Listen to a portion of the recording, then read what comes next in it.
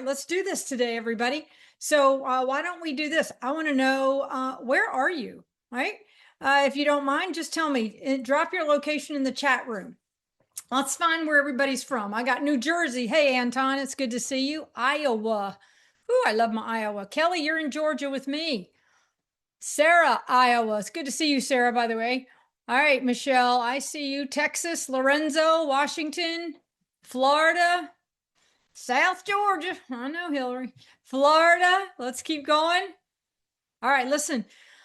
We got people from all over the country on this call. It tells me one thing. The problem is we're solving is everywhere, and we're going to solve it together. Now, just so you know how to communicate to me, pay attention, get your hand on the keyboards. If you want to yell at me, right? Yell at me, all capitalized letters, okay? If you say, oh my God, I so agree with her, and you're almost jumping up and down in your chair, I want you to do exclamation points. All right, so everybody yell and jump up and down with the word hi, and let's see how well you take instructions. Okay, let's see if I can get people yelling and jumping. Come on. If you're going to do a workshop with me, you better be ready to jump up and down, and you better be ready to scream and yell, because we have work to do. And that is why you are here, because you believe you want to get better, or you have leaders that you know need to get better, and you're here to go, let me see if this will help solve some of the challenges you're having. All right, let me find out who's in the room. What's your current role in 3 words? Okay, head of sales, I'm a vice president of whatever it is. See if you can do it in 3 words. All right, I got branch, BM. I know what BM is, Anton. Branch managers, small team leader, sales manager, chief operating officer. Welcome, Leslie. All right, community banker, mortgage ops manager, area sales manager. Hey, Adele, good to see you in the room, Adele. Mortgage manager, rate desk supervisor. All right, has everybody played the game? As you can tell by now, we're going to have a lot of interaction. I want to make sure that I am speaking directly to you. Listen, before we get into content, all right, now that you know, and I know you, you know me by now, I have 3 quick questions for you. Okay, so my questions, and I'm going to call these a pop quiz, all right? There is no right or wrong answer, okay? This is just honest check-in. Okay, so I'm going to need your answer. A, B, or C. I see you, Michelle. Good to see you in the room. All right, here's the first question. When a team member brings you a problem, what is your first reaction? A, you solve it for them. It's just faster, of course, that way. B, you point them towards someone who might know the answer. Or C, you make them work through it and teach them to solve it themselves. Be really honest, A, B, or C. Look at all the C's in there. I got some A's coming in. Uh-oh. Lots of A's and C's. Good for you. Good for you. And the A's and the B's. Again, this is an honest feedback. I'm seeing a lot of A's. Okay. Listen, this is probably the most common answer I get. Oh, I got a B. Thank you, Becky. When you say A, it's not a character flaw, okay? It's really what efficiency looks like right before you learn to lead. And if those of you who are doing A's, I applaud you. We're going to address this exact problem today. Like, why are some people saying maybe even B or C as opposed to A? Or they're saying A, not B and C. So with that, let's do the next one. Ready? All right. If I asked your team right now, hold on, before you answer this, don't answer it yet. Question number 2, I'm putting it in just so I can get a separator. All right, if I asked your team right now to describe what winning looks like in their role, what would happen? You'd get 5 different answers. Everyone's got their own version. B, they'd get close, but miss the details. C, they'd nail it. You have aligned on this clearly.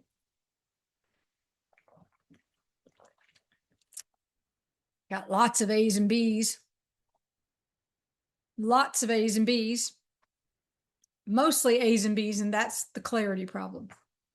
When your team does not have what we call a shared definition of success, they default, listen everybody, it's super important to hear this, they default to effort not outcomes.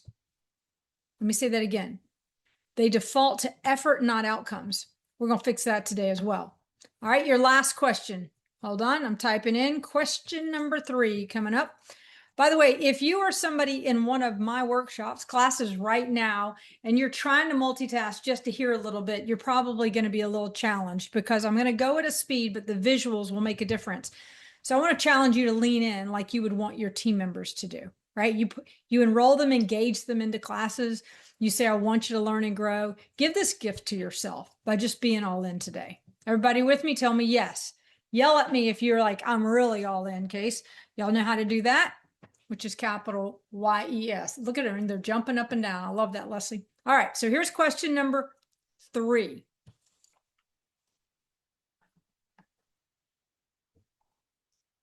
I want you to look at your to-do list. Either in your head, by the way, or on your screen. Do it right now, in your head or on your screen. How many of those items actually belong to someone on your team? A, honestly, most of them. B, a handful, probably. C, it's pretty clean. I know what's mine and I know what's theirs. Let me see the answers. A, B's, and C's, lots of C's. Here come the A's. C's. B's, keep them coming. Look what you just told me. Many of you right now is carrying things that belong to your team members. And by the way, that is not dedication. That's just a system problem. And by the end of this hour, you're going to know exactly how to fix that. Okay? So here's why this matters more than you think. And you go, what do you mean? Here's why it matters. I find leaders from all over the country that want their teams to perform, that are good human beings, but they don't know what to do and how to get consistent performance out of their team members and doing it fast. So by the end of the next 60 minutes, you're going to understand exactly why your team's performance keeps cycling.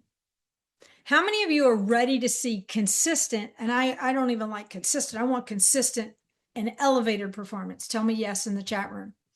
Because we're going to go for today from reactive, right? By managing by pressure, putting out fires. Anybody a firefighter in the room? Go ahead and type that in if you are a firefighter. To helping you like literally lead with systems, building consistency that you may not even be aware of yet that you need to push. Yeah, I got a lot of firefighters, I bet, in the room.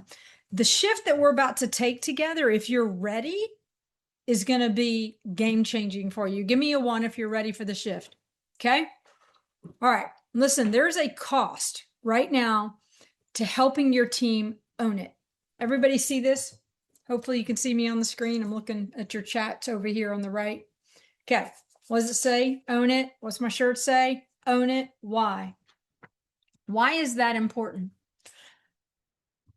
As you'll hear in just a moment, I'm going to talk about accountability versus ownership and what's happening. But there is a cost to helping your team own it, if you will. Because today's super important for you. Because if you look at this, a team that depends on you for every answer comes with a price. The question is, what's the price? And actually, there is a statistical number that there is a price when they rely on you for every answer. Now, it adds up. Are you ready? Here comes the number. Anybody want to guess what it's costing you when they come to you for every answer? And for all my executive leaders who have a lot of salespeople who are really frustrated because you're the firefighter, I want you to hear me carefully. What do you think the number is that it's costing you?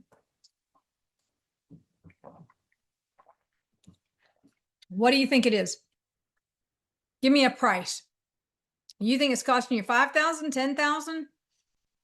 I want you to imagine for each team member, it's costing you $27,000 a year. And if you have a lot of managers right now, you start multiplying that, okay? When your team is waiting for you, it's wasting approximately, you ready? 11 hours a week is what statistics show. I want you to imagine how many of you would love to get 11 hours of your time back every week. My guess is yes, you want it. And that's why today is so important. So here's what you're going to learn today and why your team is inconsistent. What I'm going to talk to you today is about what's broken. Okay. Literally, we're going to identify what's broken. Okay. And then I want to tell you, we're going to show you why it keeps breaking. Okay. And tell you what must change first. Okay. And of course, give you a 30-day plan to elevate performance starting, hey, today's Thursday, Monday morning. And not next quarter, by the way, and not when you have more time, on Monday. Everybody ready? Let's do it. Now, if you stick with me, by the way, to the end, I'm going to give you something. It's called a Manage X 30-day reset. And it's going to map out literally week by week the plan that I'm going to be sharing today to increase your team's performance, right? Literally, it'll be a plug and play. All right. So I've got another question for you because this is going to help understand where you are individually. Okay, I want you to think about this for a moment. Which feels most true right now? Are you always firefighting? Are you repeating yourself? Are you carrying everything, or it feels like you are? And here comes the big one, everybody. Results don't stick. Which one landed the hardest right now? 1, 2, 3, or 4? All right. Oh, I got a lot of 3s. Repeating yourself.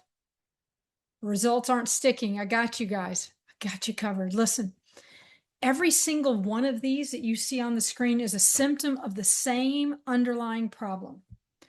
It is not. I want everybody to write this down. By the way, if you're ever in a workshop with me, you'll appreciate here. I want you to take a piece of paper. You should have it by now. If you don't, go grab one. Put a line straight down the middle. On the left-hand side, I want you to write the word notes. Okay, or you could title it truths. Okay. And on the right-hand side, I want you to write the word actions, things that you're going to do. Okay. So I want you to write down every one of these, right, it has the same underlying problem. Okay, here's what I want you to write down. It's not a people problem. It's not a motivation problem. I want you to write down it's a structure problem. Now, I want to show you exactly what's underneath all of this.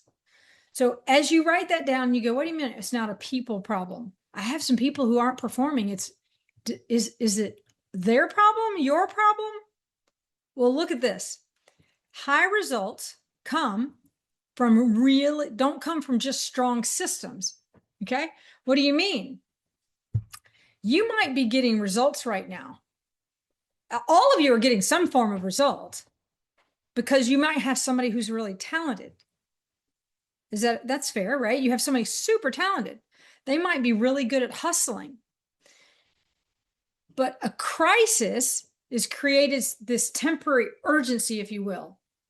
So if the talent leaves, I want y'all to think about that. What if my talent leaves and the hustle that burns out, how does it get resolved? Listen, when they do it, right? If the system is not there, the performance collapses. I want you to think about that for a moment. Wait a minute. If the system isn't there and the performance collapses, then I better have just all high talent, all incredible talent. But what if I have average talent? And I want you to consider for a moment, what's my system? Do I have a system? This was me, by the way, early on. I'm first one in the office. Anybody sound familiar to you? I move into leadership. I've got this incredible privilege to lead others. And I'm like, I'm going to be the first one in, the last one out. I was outworking everybody to prove that I deserved the role. It worked for a while. And I'm going to tell you, it worked for a while. Everybody's like, oh, she's a great leader. Until it didn't. Because I had to ask myself a harder question. But I want you to consider for a moment. When you think about talent can hide weak leadership. I had some really talented people. I was hustling. Didn't mean I had great processes. Every time there's a crisis, I'm going to go jump in. That's not great leadership. And here's what something most managers don't want to admit, that high results do not always mean you have a strong system. I want you to think about that. You might be getting results right now, but it's temporary. I thought I had to prove to everybody that I was a great leader by outworking them all. Does that sound familiar to any of you? Am I talking to any of my peers, my friends who are like, man, I'm trying to outwork everybody because I want to show them I'm a great leader? But what I did not know, I was killing me, and I was setting the example that wasn't something that was rational, reasonable, something that everybody needed to do. I remember somebody saying, I can't keep up with you. And I'm like, oh, you don't have to keep up with me. You don't have to. And they go, but I was setting the wrong example. I was not the great leader. See, here's a question that changes everything. If pressure is required, listen, everybody, what's missing? I want you to say it again. If pressure is required, what's missing? In other words, for you as leaders, if you have to really put a lot of pressure on your team to get results, you're missing this. Just structure. See, if your team, and by the way, this is very personal for me because I remember moving into leadership and I'm like, come on, let's go, let's go. And I felt like the more I pushed, the more we'd get there.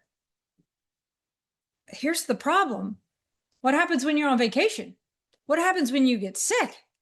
What happens when you've been pulled in another direction and your team isn't getting pushed? Your results start to disappear.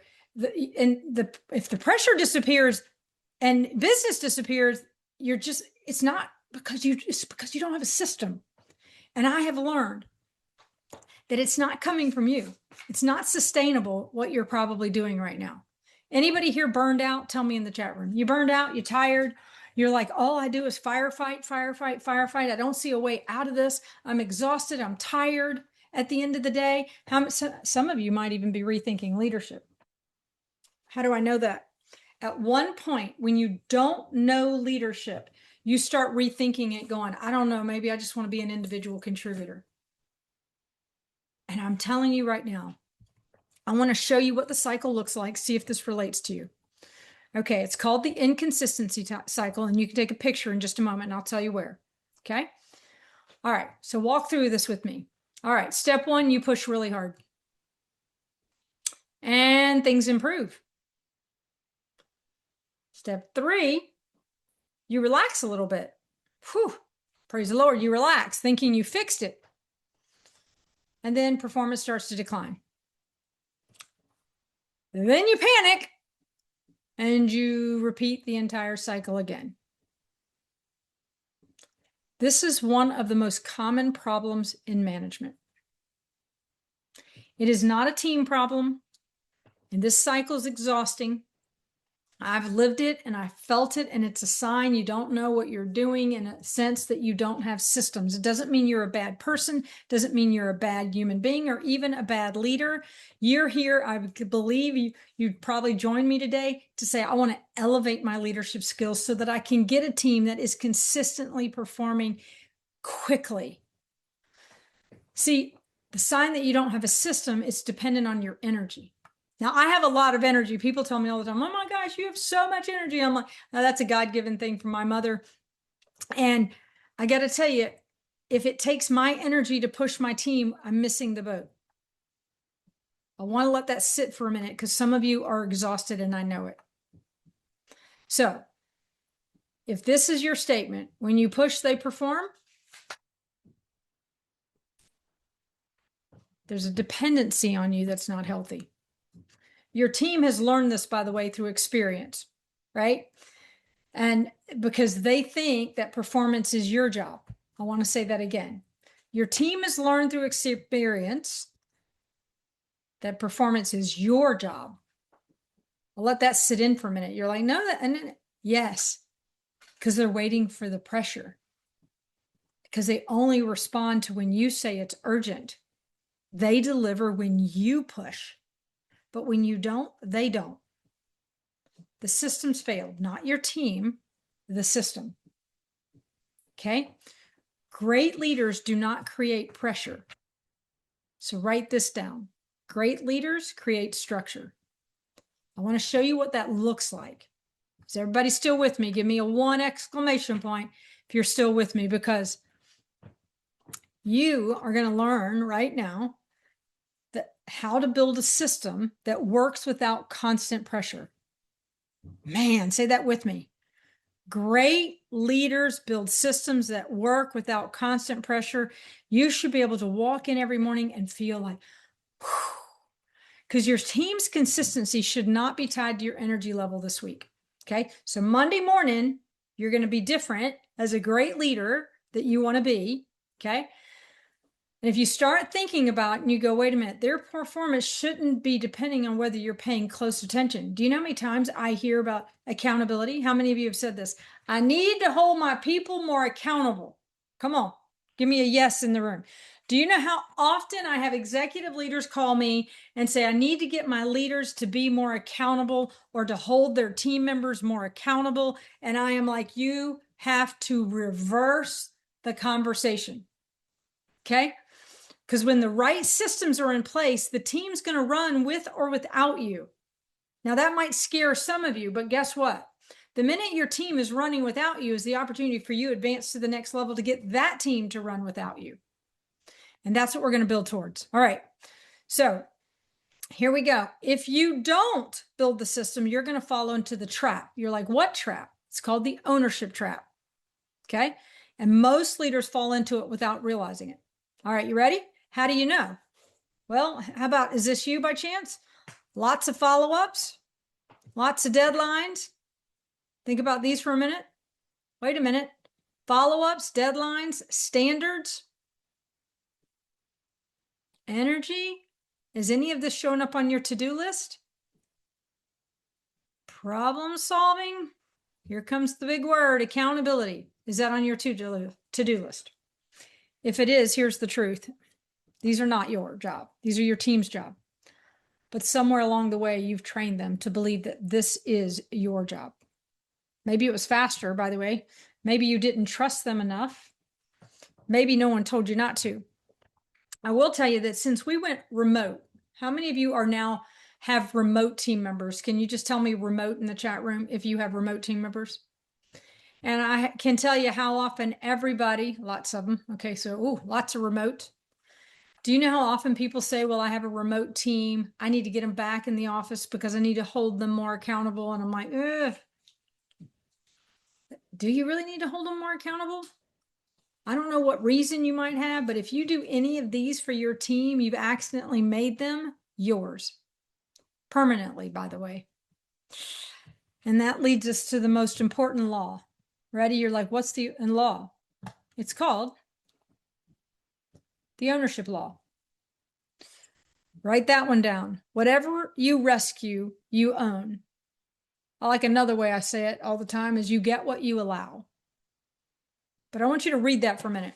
Whatever you rescue, you own. Here's how it plays out. You rescue them, okay? They repeat the behavior because why would they stop? It worked, and then you started to resent it, and eventually you burn out. Write this one down. Your help can become their habit. Because every time you solve a problem for your team, you're teaching them that the problem is yours to solve. Now, I had quite a few of you saying you're not solving their problems. I'm going to give you huge props. Give me a high five in the room. But here's the reality. You are building dependence, not capability. Your number one job is to build capability. I got to tell you, that is why do smart, hardworking managers get burned out? Because they're carrying everything, not because they're weak. Please hear me carefully. So if this is you, I'm not saying you're weak. You're helpful. So here's your turn now. Like seriously consider as you're pausing for a minute. I want you to ask yourself and answer this question. What are you carrying that your team should own? Think of just one thing if you can, just one thing that you're currently carrying. And can you put it over in the chat room? I'm looking at it right now. I'll put the chat room. There you are. You can see it better right there. What are you carrying that your team should own? Okay, one word can be follow-ups, motivation, could be scheduling, problem solving. Everybody give me one thing that you're doing. Decisions, energizing. All right, motivation, problem solving's coming in. Lead gen. Keep them coming. Problem solving. Hey, Joseph, problem solving. I want you to look at this list for a minute. These belong to your team, not you. Your goal over the next 30 days is to transfer them back. And I want to show you exactly how to do that. All right. Okay. So how are consistent teams built? What's the system that you can plug into to help you go? Okay. That shift from the diagnosis, if you will, to the solution. Okay. We're going to change the energy. Okay. Not motivation, structure. Grab a pen. Everybody got it still? All right. Here comes the how.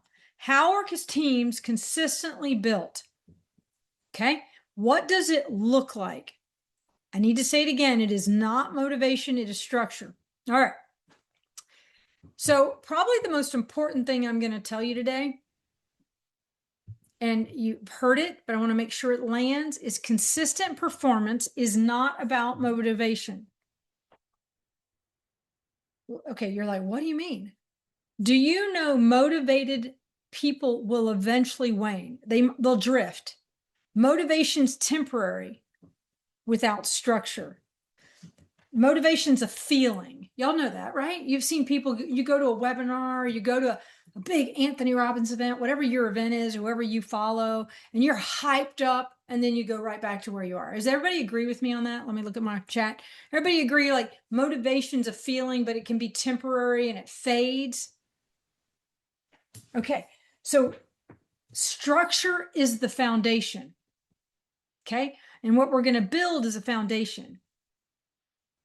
Stanley goes 100%, Casey. I'm looking at you. Listen, let me give you an example of what it looks like before I show you the framework, okay? And when I say what it looks like, get you guys really fired up. Okay? Enjoy.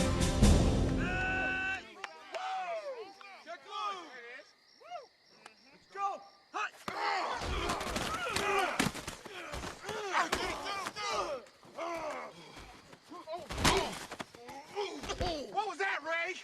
Whatever it is, it ain't blocking. Give me a break. You want a break? I'll give you a break. Me and Julius. Wait a minute. Just let them handle Get to this. rev once, just one time. I swear to God, I'm gonna hit you so hard by the time you come to. Ooh, boy, you're gonna need a new haircut. You understand me? Let's play, fellas. Run the ball. Let's run it again. Let's go. All right.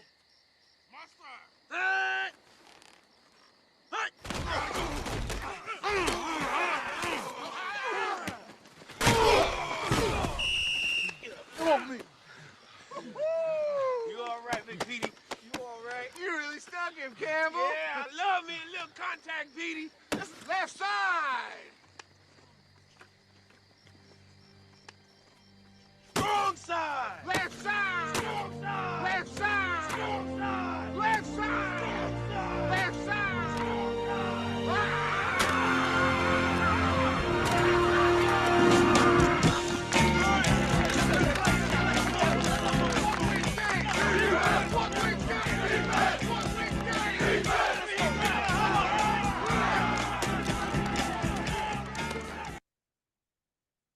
I want you to think about what you just saw for a moment.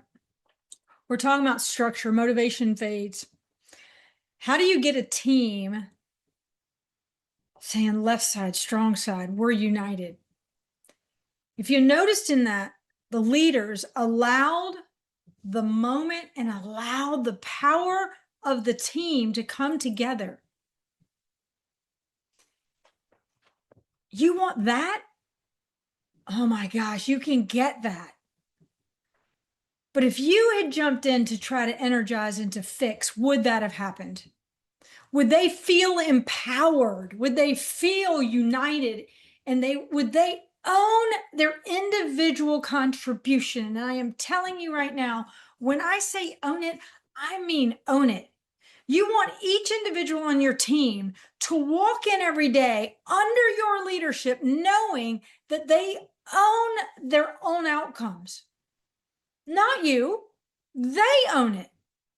Accountability is so overused in the world of business. Listen, I'm going to hold my politicians accountable and my kids accountable, but a grown adult, they hold themselves accountable. So they do that through ownership.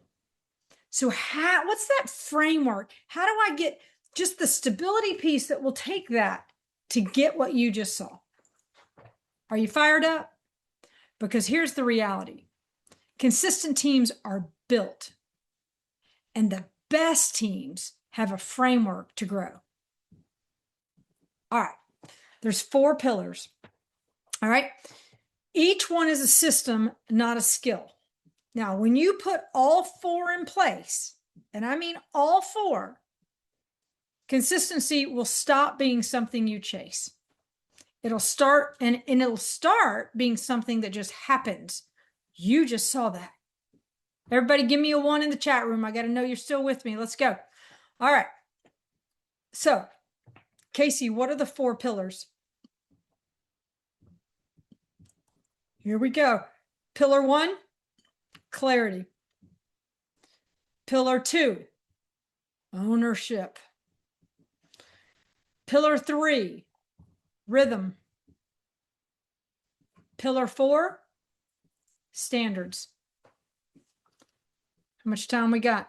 Let me help you build each one. All right, here we go. Pillar 1, clarity. Now, by the way, anybody want to take a picture of that last slide? Because we're not releasing this recording. So if you want to get a picture, take a picture of this one really fast. All right. And then I'll have you take a picture of each 4 pillars. Here we go. Pillar 1. All right. Now, this is where clarity is going to eliminate the drama. I'll tell you when I'm done with the slide, and then you can take a picture. All right. And tell me done in the chat room so I'll know you're with me. Okay. Pillar 1. We got to eliminate the drama. All right. Most of the drama on a team is not a people problem. It's a clarity problem.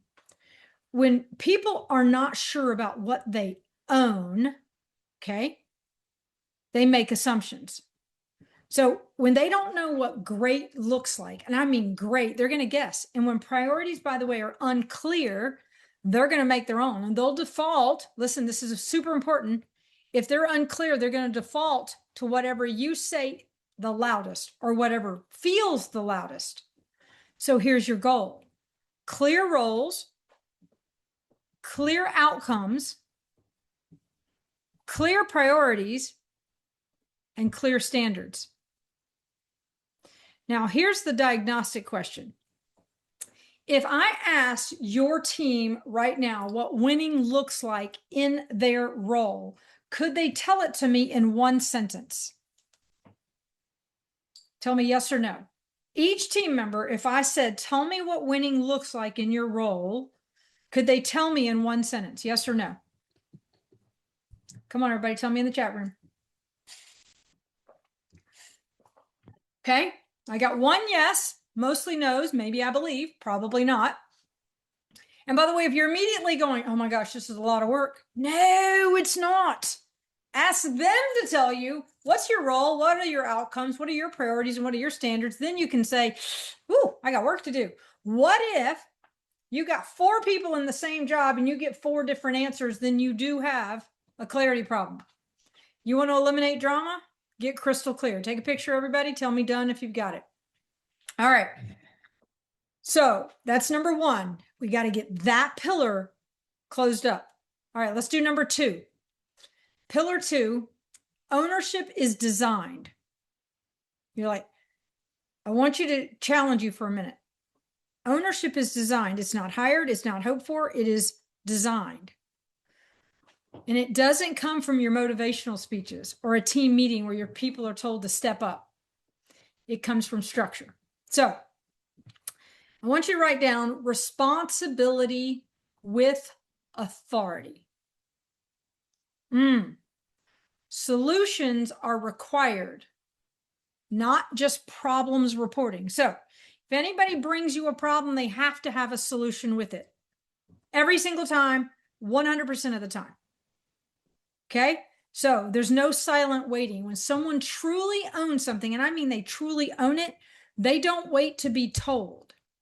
And they don't ask for permission for decisions that are theirs. If that makes sense to everybody? They bring you the solutions, not the problems. Hey, I had a problem. Here's how I resolved it. Great job.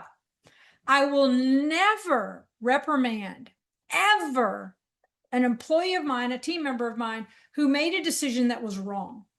I'll go, talk to me about through your process. If they bring me a problem, my immediate response should be, what do you think the answer is? Because over time, my job is to grow their capabilities and to grow their skill set. How do you get ownership?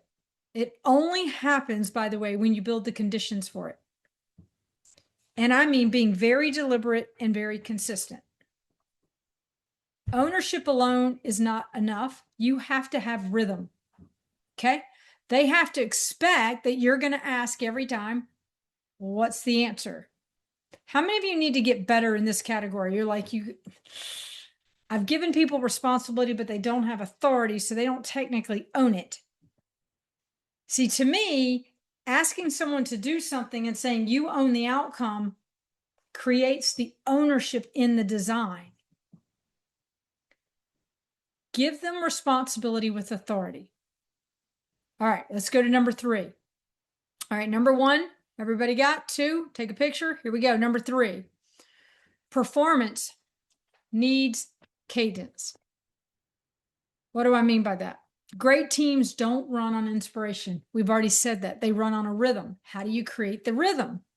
Well, you've got it on there. Weekly priorities, scoreboards, check-ins, reviews. Now, listen to me carefully. That one piece right there, which of those 4 do you think you're doing great with?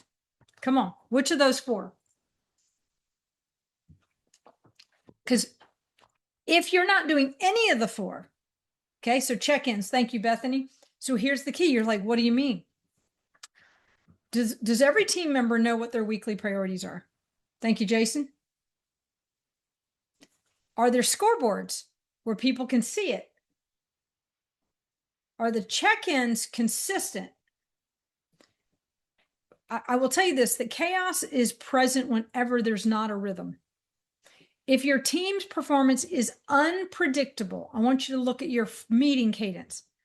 How are you tracking the commitments? So let me give you an example. So at XINNIX, and I think this is why we've won so many culture awards.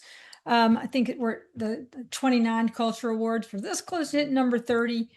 I will tell you that I believe our power meetings are one of the most important things we do in my company. And you go, what do you mean? You see right there where it says check-ins? Those aren't just on occasion check-ins. Our power meetings are required. I required as the owner of the company that my leaders have power meetings with their team members, which means that's a formal check-in. How are you doing? Let's talk about your priorities. Let me see your scoreboards. Let's make sure you're on point. What do you need help with, if anything? Because see, they own the outcome, not us. But that performance is reviewed every week in a sense. And by the way, I give my leaders the option of every week or every 2 weeks. Did y'all hear that? But not once a year for an annual review. How many of you need to create what I'll call a formal check-in? I'm watching your chat rooms. How many of you are like, you know what? I was talking to an executive leader. He's been in business 20-something years.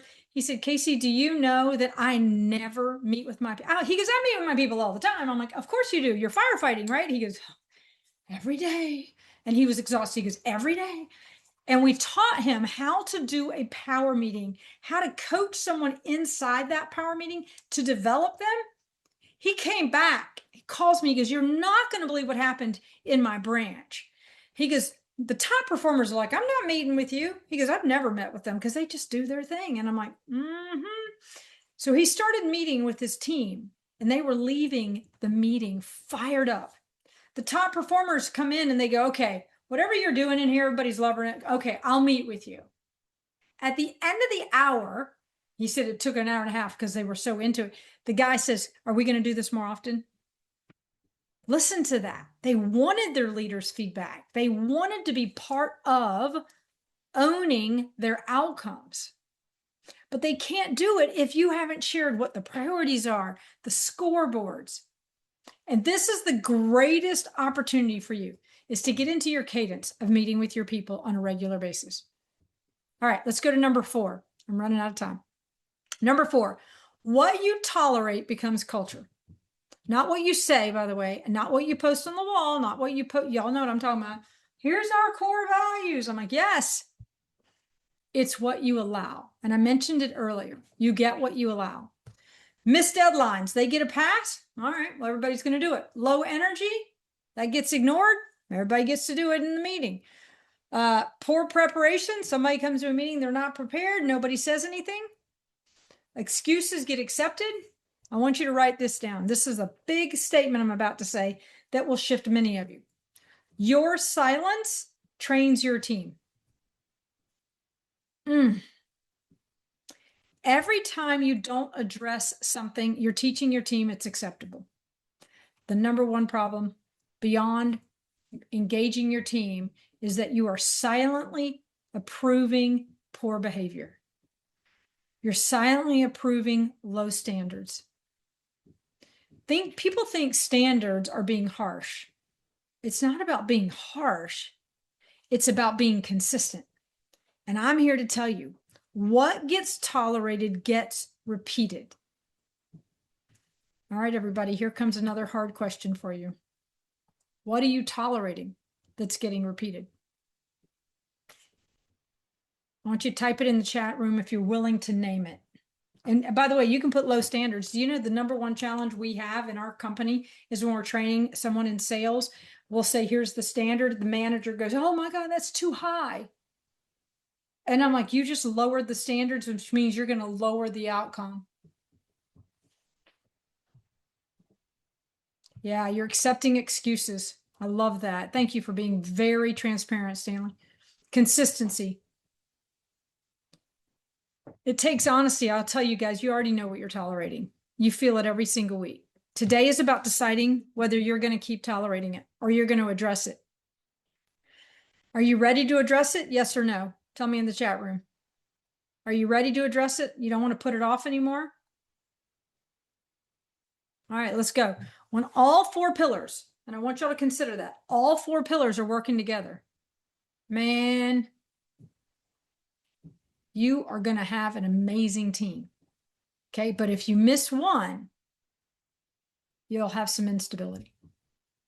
All right, because clarity plus ownership plus the rhythm plus standards equals consistency every single time. Okay, so here's your 30-day stability sprint. All right, now week 1, okay, reset clarity. So Monday, when you get in, make sure everybody knows their roles. Everybody knows what their outcomes are supposed to be, what the standards are expected. Everybody clear on that? Okay. Week 2, transfer ownership.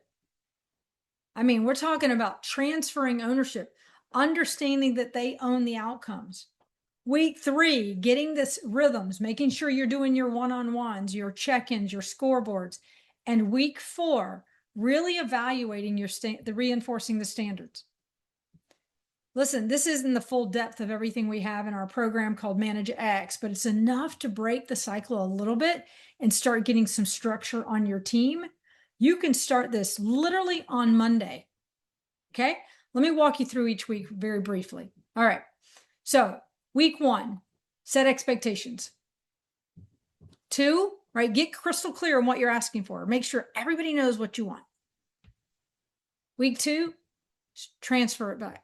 Transfer it back where it belongs. It's no longer yours. Week 3, tracking, right? Like really tracking.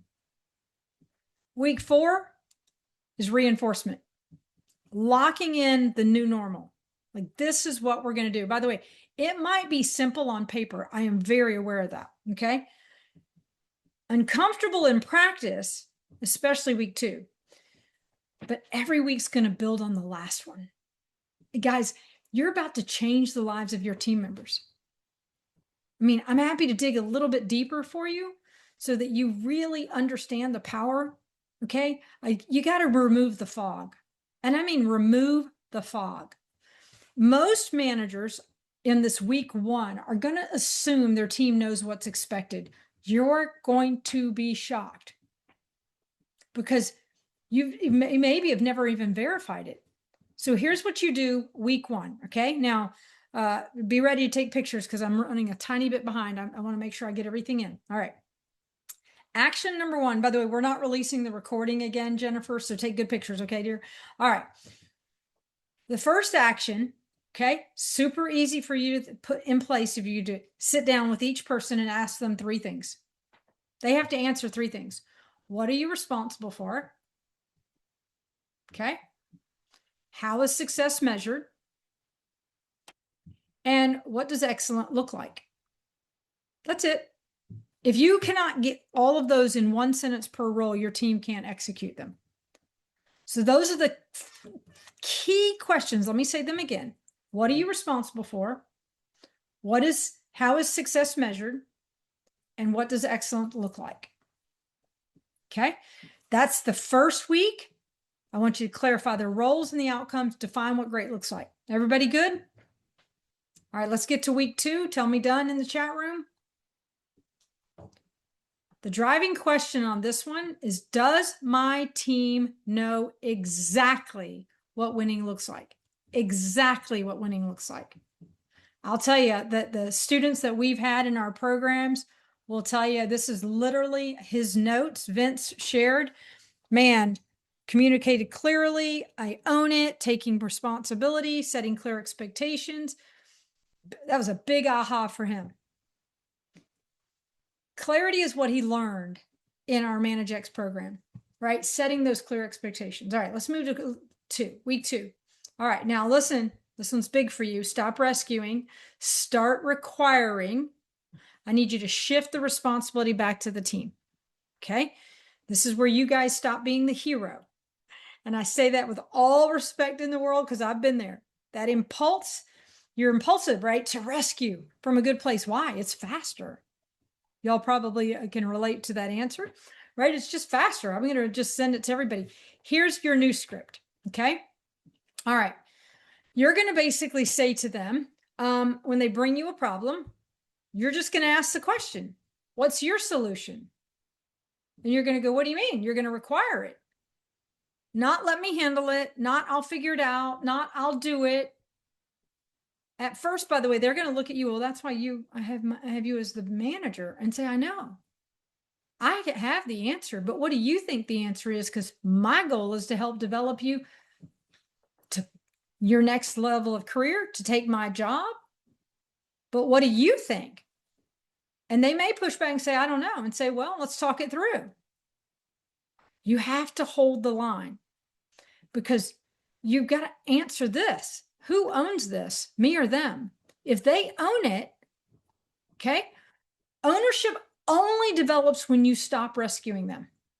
Okay, every time you guys hold that line, every time you're building capability, not just getting through the today. All right, so everybody got that picture? Tell me done. Let's go. We're going to number 3. By the way, there's an amazing man named Akil. This was an executive leader who brought his entire team into Manage X. And you can see he's like, I got to stop rescuing. And I have to shift to developing my people so they have ownership. And that was his mindset was always to rescue and to solve. And he's like, I got to communicate with purpose. I love that Akil understood. Once he learned, he's got to start pushing back. All right, so week 3, here's what you're going to do. Stability begins, okay? Now, this is where chaos starts losing. So if you're like, oh my God, I can't wait to week 3. I'm like, it's okay. You're going to get there.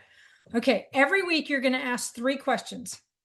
Okay, in your priority meetings, if you're having them. Okay. You're going to say, hey, what did we commit to? Did we deliver? What is next? What did we commit to? Did we deliver? What is next? When the team knows that you're going to ask those questions and there's visible scoreboards and regular check-ins, this is not micromanagement. Hear me carefully.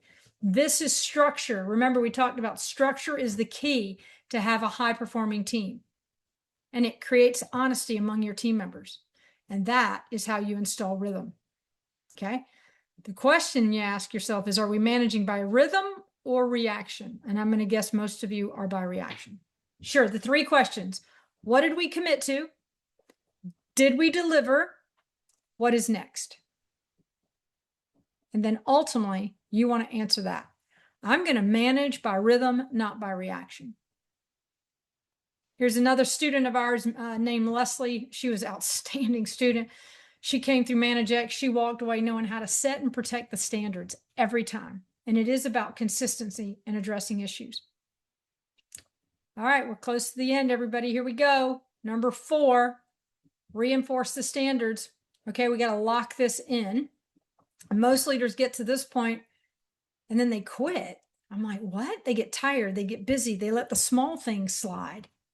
And I got to tell you, if you do what I'm about to tell you, you will have a standards that are higher than where you are today. The first one is you have to address gaps immediately. Immediately. You have to recognize excellence when you see it. You get what you recognize. Write that one down. You get what you recognize because you reinforce what you want repeated. You have to correct drifts early. This is before it becomes a new standard. So you got to re-anchor expectations. And let me say this again, re-anchor expectations. You might want to add to that one constantly. Your team's got to learn one thing this week. Okay. This is not temporary. This is how we're going to operate going forward. And the driving question for all of you is, what are you allowing right now? Now, why does this break down? And listen, I know it was a lot, by the way, but let me be fully transparent. Even with the best intentions of all of you right now and the best framework, it can break down. Why? Well, in this past hour, I've given you a lot, but there's not any coaching right now. There's no accountability with me and you right now, no feedback, no reinforcements, no community of other leaders that are going through the same thing. And so first of all, we just feel privileged that you're here, but we know that there's some real gaps. All right. There's a big gap between knowing and doing. And it's real, by the way. I mean, we're a professional development company. Just because you know it doesn't mean you'll do it. Information doesn't create transformation, systems do. So what I just want to challenge you to think for just a moment. What's next? What happens next after today? You're going to hang up here in about 3-5 minutes. Listen, you can go it alone. And we are blessed to know you and to be with you in your presence and for you to let us pour into you. Thank you. Or you can do path B, and that's very structured, more coaching, more systems, more accountability, more ownership from us to you so that your growth compounds. It's really not which one sounds more appealing. The choice is about which path actually works. Let me show you what path B looks like. Is that okay with everybody? Just tell me yes very quickly and I'll run through this. What does path B look like where you're not alone? You're structured. Okay, so this is what path B is. Listen, Manage X, this is where leaders become consistent. The X stands for excellence. We're teaching you how to be an exceptional leader, right? This is where weekly training and coaching and real application happens, where you receive feedback, practice, accountability, and yes, get you into that habit formation that ultimately drives success. So if you need a community around you of like-minded leaders and you want to go through a process together, I built a program called Manage X. Why was it built? Because too many strong leaders, they just stall. They're aware they need to get better, but I got to turn that insight of I got to get better into identity. And we have been building the leaders of tomorrow. We have countless leadership programs, as you can see on the screen, from Manage X to Own It Mastery, Elevate X, Lead X. Your first step, if you're ready to plug in, the path is called Manage X. That's where I'd start. 6 key sessions. Now, those sessions will shift you from an individual contributor to a leader, give you behaviors to help build trust among your team, get the conversations that go where they take ownership. How do you have that coaching meeting I was referring to earlier, where that leader said, oh my gosh, I took the skills I learned on how to coach, and everybody was shifting because I was no longer telling them what to do. I was getting them to own it and to define it. So those 6 sessions are included in the Manage X program, and how it works, pretty simple. There are other elements that come with it. So you get a field guide, if you will, 6 practical workbooks that come with it. And that's valued, as you can see the value on the screen. You get DISC leadership assessment as we teach you how to manage the various personalities on your team as you're embedding your new system and structure. And you get a 90-day manager roadmap. See, we have to know how you're wired as a leader on the DISC so that you know how to impact your team members. Listen, there's a lot of information, a lot of exercise we do live together, and the map brings them down so you can easily implement them for your team. Okay? It's literally plug and play.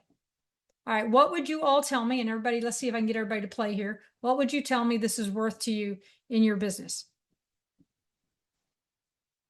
Okay, I want you to think about what the problem is costing you right now. If all of your team members right now stay exactly as they are you going to be happy with their performance long term? And are you ready to really invest in yourself? So what's the investment? The investment, pretty simple. It's $1997, not $5,000, not $15,000, $1,997. And I'll tell you, I've been blessed with countless amazing students over the years. And without just throwing tons of those testimonials to you, just some people on the screen said I was empowered to take it and implement it in my team to grow.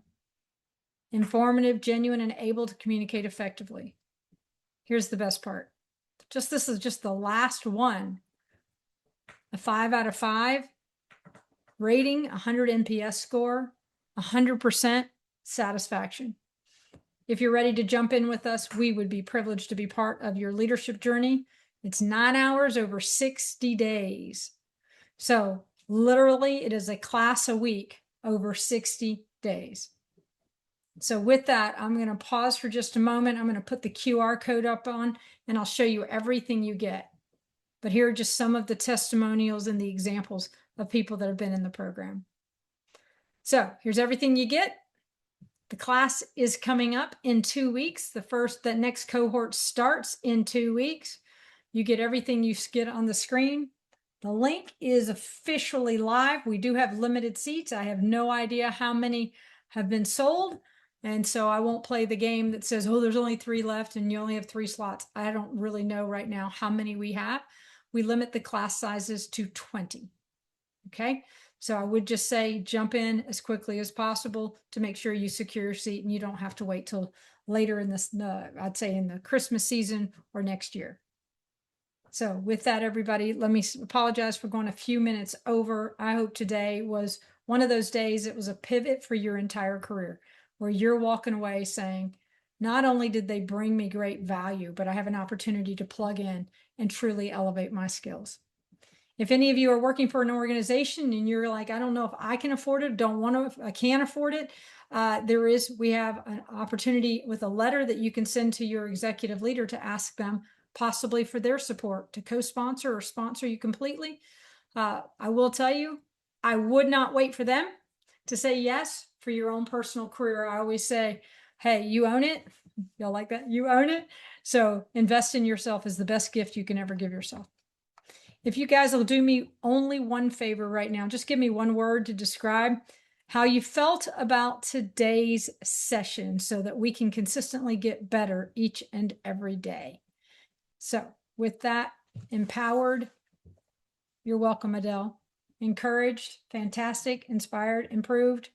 I love that, Michael. So I hope to see all of you in the upcoming Manage X class. as we go through a journey together of elevating your leadership skills. And know this, when you elevate yours, you're changing the lives of the family members who report to you. Not just the people that report to you, but their kids and their kids' kids, because you're changing and you're shifting the generational challenges that most people have. When they have a bad leader at work, you tend to take bad attitude to home. Let's empower you so you can empower them. They live their best life along with you. That's awesome, Jennifer. Thank you so much, all of you, for your kind words. And please know your next step, right, is if stability and performance matter to you, this is it. And with that, I'll leave it up on the screen for just a minute. But thank you so much for your time, and what a privilege it is to be with all of you today. Take care, guys.